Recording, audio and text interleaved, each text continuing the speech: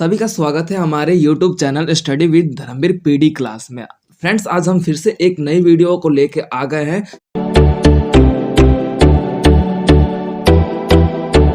कि आपका BPAG 174 है, जो आपका सतत विकास है। इसमें आपका जो थर्ड ईयर का ये कोड है, इसमें हम पर्टिकुलर आपके देखेंगे कि 1 से लेके 14 चैप्टर है।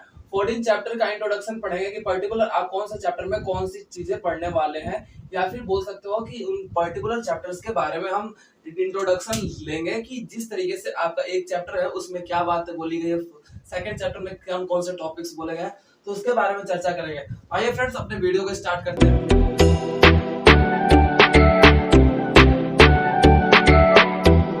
फर्स्ट चैप्टर है आपका सतत विकास का अर्थ, स्वरूप और क्षेत्र। यानी कि सतत, हम इसमें पर्टिकुलर पहले चैप्टर में पढ़ेंगे कि सतत विकास होता क्या है। फ्रेंड्स, तो आपको बता दो, सतत विकास एक ऐसा विकास है या फिर डेवलपमेंट है जिसके अंतर्गत हम अपने आर्थिक अर्थव्यवस्था को ध्यान में रखते हुए, अपनी आर्थिक स्थितियों की वृद्धि को ध्यान में रखते हुए हम पर्यावरण पे भी ध्यान रखें कि हमारा जो विकास करने का जो कारण है या फिर बोल सकते तरीका है, उस कारण या उस तरीके से आप पर किसी भी प्रकार का पर्यावरण पर आपका प्रभाव ना पड़े, वो आपका सतत विकास है। यानी कि पर्यावरण को हम ध्यान में रखते हुए अपना विकास करने की स्थिति ही सतत विकास का अर्थ कहलाता है। अब इसमें आपका देखेंगे स्वरूप, यानी कि सतत विकास का स्वरूप किस रूप में है देखा जाता है, तो आप इसमें पर्टिकुलर उनके स्वरूप के बारे में पढ़ेंगे। और क्षेत्र आपका देखे जाएंगे कि कौन कौन से क्षेत्र है, बोल सकते हो कि आपका अलग अलग टाइप एरिया है, या बोल सकते हो कितने प्रकार के सतत विकास पाए जाते हैं, उनके बारे में यहाँ पे हम पर्टिकुलर चैप्टर नंबर फर्स्ट में पढ़ेंगे। तो अब स्टूडेंट आ जाता है चैप्टर नंबर सेकंड की। चैप्टर नंबर सेकंड है आपका सतत विकास का प्रमुख घटक।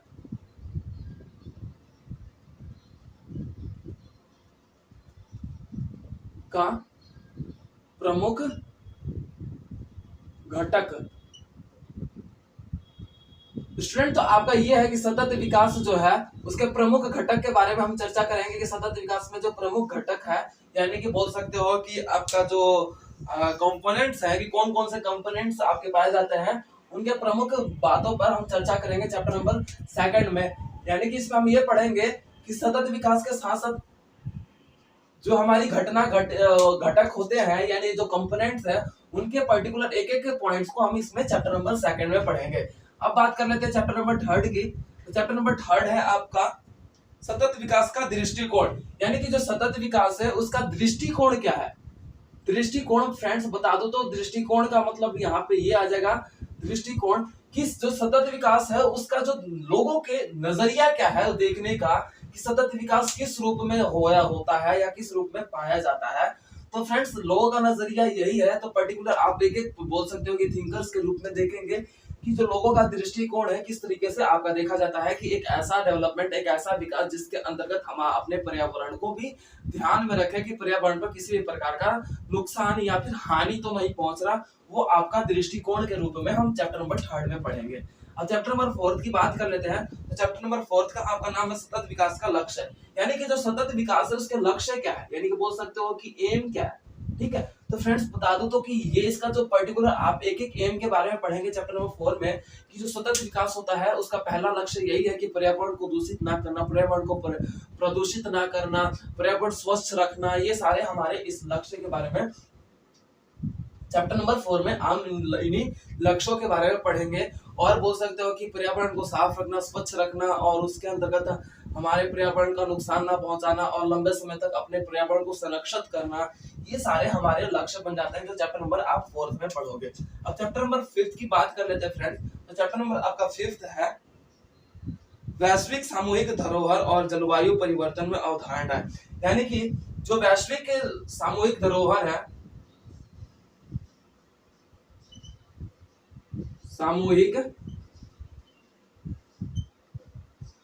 धरोहर, वैश्विक सामूहिक धरोहर और जलवायु परिवर्तन की अवधारणा है।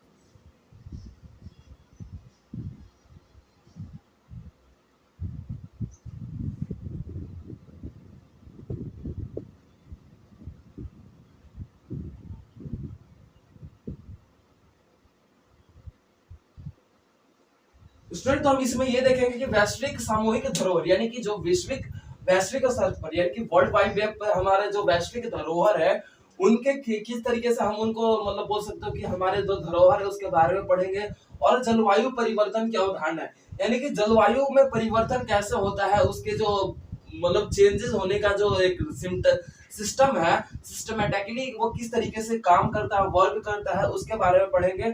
और किस प्रकार की जलवायु किस तरीके से पाई जाती है, और परिवर्तन होते समय हमारा जो बोल सकते हैं कि परिवर्तन होते समय हमारे पर्यावरण पर क्या बोल सकते हैं चेंजेस आते हैं। पतझड़ के मौसम में किस तरीके से ठंडी हवाएं, शीतल हवाएं चलने लगती है, पतझड़ के मौसम में आपके पत्तियां बोल सकते हो गिरने लगते हैं, लाइक दैट ऐसा। और उसके बाद आपका देखा जाता है कि जब पतझड़ का समय चला जाता है तो किस प्रकार से हरी हरी पत्तियां वापस आने लगती है। तो ये सारे हमारे जो जलवायु परिवर्तन है, जिसमें हम मौसम के चेंजेस के बारे में पढ़ेंगे, और उन चेंजेस के कारण किस प्रकार से मनुष्य तथा जानवर भी इफेक्ट होते हैं या फिर उन पर प्रभाव पड़ता है, उसके बारे में पढ़ेंगे। अब बात कर रहे थे फ्रेंड्स आपके जो चैप्टर नंबर 6 की है, तो चैप्टर नंबर 6 आपका है सतत विकास का अंतरराष्ट्रीय सम्मेलन। यानी कि जो सतत विकास है उसका अंतरराष्ट्रीय सम्मेलन कब हुआ था?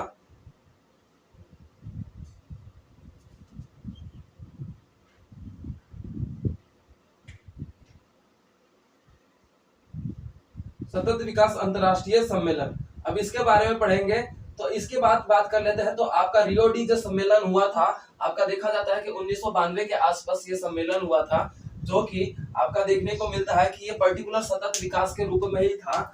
अब उस स्थिति में सतत विकास को बेहतर बनाने के लिए, लोगों को जागरूक करने के लिए, देश के अंतरराष्ट्रीय व्यवस्था को जागरूक करने के लिए ये सम्मेलन आयोजित किया गया था। और इन सम्मेलन के क्या क्या पॉइंट्स हैं, क्या क्या इस सम्मेलन में पॉइंट्स रखे गए हैं, कौन कौन सी बातों का जिक्र किया गया है, उन सभी पॉइंट्स को हम इस चैप्टर नंबर 6 में कवर करेंगे। अब बात कर लेते हैं फ्रेंड्स आपका जो चैप्टर नंबर 7 है, चैप्टर नंबर 7 में क्या पढ़ेंगे तो उसके बारे में चर्चा कर लेते हैं। स्टूडेंट तो चैप्टर नंबर 7 है विकास, सततता और जलवायु परिवर्तन के बीच परस्पर भेद, जिम्मेदारियां केस। यानी कि इसमें फ्रेंड्स आपका देखेंगे कि जो सतत विकास है, चैप्टर नंबर 7 है, जो आपका देखा जाता है विकास, सततता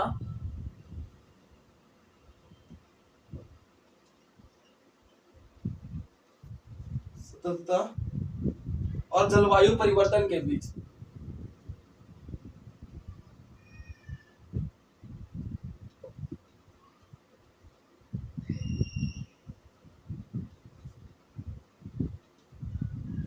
अब बात कर लेते हैं फ्रेंड्स, इसके मैं आगे नाम नहीं लिख रहा लेकिन मेरे को पता है कि क्या है, तो अब इसके बारे में बात कर लेते हैं। तो यानी कि जो विकास सततता है, यानी कि जो हम विकास कर रहे हैं, तो हमारा विकास करने का इकोनॉमिकल सिस्टम है, वो किस रूप में हमारे जलवायु परिवर्तन में प्रभाव डालता है, और उसके बीच बोल सकते हो कि किस प्रकार से हमारे मतलब चेंजेस आते हैं, तथा उन चेंजेस के कारण हमारा क्या रिस्पॉन्सिबिलिटी बनता है, हमारे क्या बोल सकते हो कि एक बोल सकते हो पर्यावरण को संरक्षित करने का क्या क्या हमारे पॉइंट्स बनते हैं, जिसके माध्यम से हम अपने पर्यावरण को रक्षा भी कर सकते हैं। क्यों? क्योंकि पर्टिकुलर हमारा जो मानव है ना, एक बोल सकते हो कि अपने विकास में अंधाधुन हो जाता है। जब अपने विकास की बात आती है तो वो भूल जाता है कि वो अपने पर्यावरण को भी नुकसान पहुंचा रहा है, या फिर उसके विकास के कारण पर्यावरण को भी हानि पहुंच रहा है। तो उस स्थिति में हम चैप्टर नंबर 7 में यही पढ़ेंगे कि जो मनुष्य है अपना विकास तो कर ही रहा है, साथ साथ उसकी क्या जिम्मेदारियां है, उसके बारे में हम केस स्टडी के रूप में पढ़ेंगे।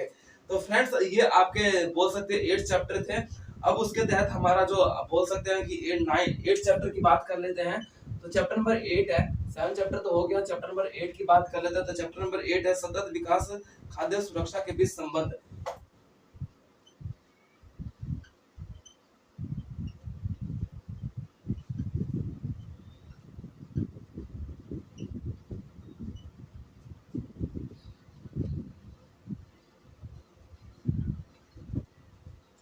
स्टूडेंट बात कर लेते हैं सतत विकास से खाद्य सुरक्षा, यानी कि जो सतत विकास है हम अपनी जो बोल सकते हैं खान पान की सुरक्षा, यानी खाद्य यानी कि इट मींस जो हमारे खाने अनाज है उनको हम किस रूप में सुरक्षा कर सकते हैं। तो पहली बात तो ये सतत विकास, सतत विकास का मतलब ही होता है कि पर्यावरण पर नुकसान ना पहुंचा के अपना विकास करना, वो हमारा सतत विकास होता है। तो सतत विकास में अगर हम अब ये बात ध्यान में रखें कि हम जो विकास कर रहे हैं उस पर किसी प्रकार के हमारे बोल सकते हो कि ऐसे जमीन पर हम अपना कुछ भी कारोबार ना खड़ा करें जहां पर हमारे खाद्य खाद्य व्यवस्था का निर्माण किया जाता हो, लाइक दैट हमारे गेहूं, चावल, इन सब खेती हर जमीन पर हम अपना कोई भी कारोबार या फिर उद्योग ना लगाए जिसके उसका हमारा खाते पर सुरक्षा के रूप में ये देखा जाता है। इसमें हम चैप्टर नंबर 8 में पर्टिकुलर यही पढ़ेंगे कि जिन जिन क्षेत्रों में आपका देखा जाता है कि खेती की जाती है या फिर अनाजों को उपजाया जाता है, तो उन क्षेत्रों में हम अपना जो विकास है कहीं ना कहीं दूर हटकर करें। आपको एक एग्जांपल में ले सकते हैं कि जैसे ताजमहल है, ताजमहल का जो व्हाइट संगमरमर का जो कलर था व्हाइट, वो धीरे धीरे पीला होता गया आसपास के उसके फैक्ट्रीज होने के कारण। तो सरकार ने किस प्रकार से डेवलपमेंट किया, लेकिन उन फैक्ट्रियों को वहां से दूर कर दिया। तो इसी तरीके से हम अपने विकास को सुरक्षा करते हुए हम अपना विकास करें, ये चैप्टर नंबर 8 में बताया जाएगा पर्टिकुलर। तो फ्रेंड्स, ये थे हमारे जो फर्स्ट पार्ट में वीडियो के बारे में, जो कि आपका हमने पर्टिकुलर 1 से लेके 8 चैप्टर के बारे में कवर किया कि आप पर्टिकुलर कौन कौन से चैप्टर में क्या बातें पढ़ेंगे। तो इसके बाद जो हमारा 9 से लेके जो 14 तक है वो अपने नेक्स्ट वीडियो में कवर करेंगे। आई होप कि आप लोगों को टॉपिक क्लियर हो चुके हैं पर्टिकुलर आप कौन से चैप्टर में क्या पढ़ने वाले हैं। ओके फ्रेंड्स, मिलते हैं अपने नेक्स्ट वीडियो में। Thank you so much for watching this video.